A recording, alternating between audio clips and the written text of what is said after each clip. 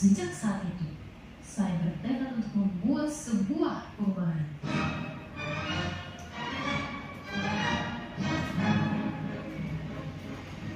Saya mulai mengikuti bimtek tentang pengelolaan arsip dinamis dan perlahan-lahan mulai tercerahkan dengan pengetahuan baru ini. Mari kita lihat tata cara pengelolaan arsip aktif. Pertama, menyortir arsip. Ini dilakukan agar kita dapat memisahkan mana dokumen berupa arsip dan mana dokumen non-arsip. Setelah itu, menyortir arsip berdasarkan tahunnya agar lebih mudah dalam menentukan indeks atau kegiatannya nanti. Kedua, menentukan indeks arsip. Caranya dengan membaca dan mencari kegiatan yang terdapat dalam arsip tersebut. Ketiga, menentukan kode klasifikasi pada arsip yang telah disortir sesuai dengan Peraturan Menteri Dalam Negeri Nomor 43 Tahun 2022. Keempat, mengelompokkan arsip berdasarkan indeks arsip. Kelima, memberi label pada guide folder agar memudahkan arsiparis menatanya pada pilih kabinet nanti. Keenam, membuat database arsip dalam bentuk file daftar berkas dan daftar isi berkas. Daftar berkas adalah informasi ringkas dari sebuah berkas, sedangkan daftar isi berkas adalah informasi yang lebih detail pada item-item dokumen yang terdapat dalam sebuah berkas. The last but not the least, penyimpanan arsip. Di sini saya membagi dua jenis penyimpanan arsip. Pertama, secara konvensional atau manual. Kedua, secara digital.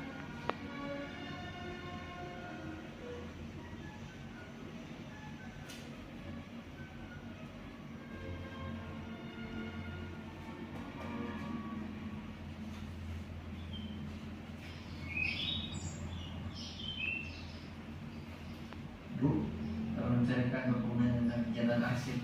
Siap Pak, baik.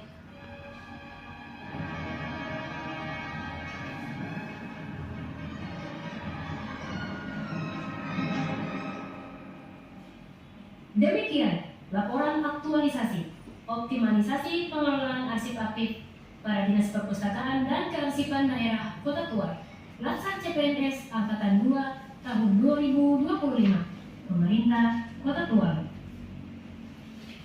Salam arsip. Terima kasih perhatiannya. Publis pun di media pemerintah Kota Tual ini sudah bisa jadi contoh untuk OPD yang lain. Yes. Jadi harapannya ke depan bisa dicontoh oleh OPD lain itu sudah boleh dijadikan sebagai ini. Jadi bersyukur sekali ya, teman-teman di Dinas Perpustakaan dan Kearsipan karena mendapatkan SDM yang menurut pendapat saya luar biasa.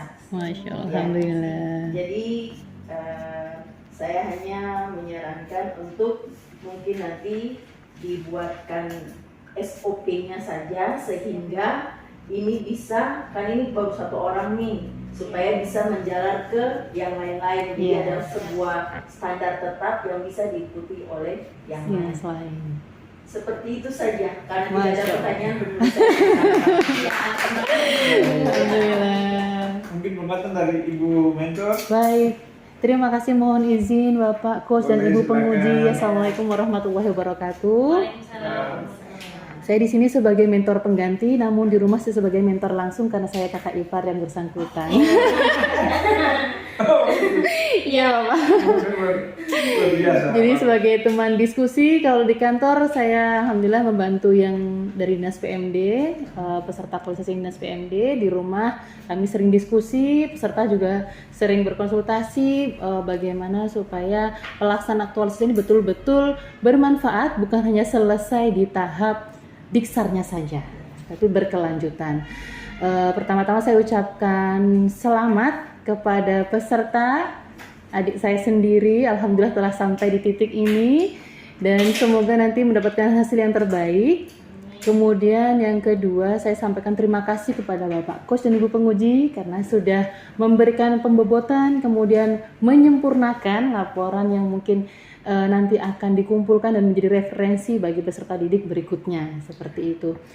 Saya cukup berpesan saja, semoga apa yang didapat diperoleh selama pendidikan di sini peserta dapat mengimplementasikannya nanti di saat dunia kerja betul-betul dijalani Seperti itu, karena memang namanya ASN berarti betul-betul nilai-nilai yang didapat selama Lesta ini harus diterapkan selama masih berstatus sebagai ASN Indonesia, seperti itu.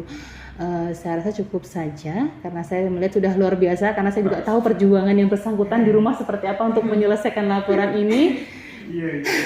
Dengan segala aktivitas, ditambah kami juga qadarullah orang tua sedang kondisi sakit, namun beliau juga tidak patah semangat, tidak surut semangat untuk bisa betul-betul menunjukkan ini tidak boleh hanya sekedar laporan, tidak boleh hanya sekedar hanya memenuhi sertifikat saja, tapi memang nantinya betul-betul akan dipakai Dinas Perpustakaan dan Kearsipan Daerah Kota Tual ke depannya.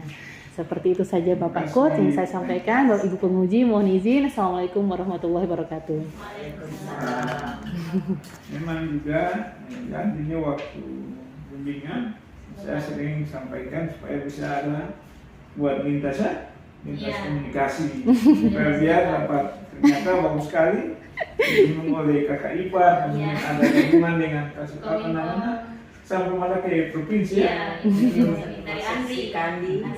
Salah satu yang dari ASN sudah dijalankan dengan bagus. Alhamdulillah. Baik, mungkin terakhir ada yang nanti mau sampaikan ke penguji dan ke semua. Dari saya, semoga Bapak, Ibu penguji maupun coach dan juga kakak ipar saya sebagai pengganti dimudahkan urusannya, dilancarkan segala rezekinya dan semoga kita bisa bertemu kembali.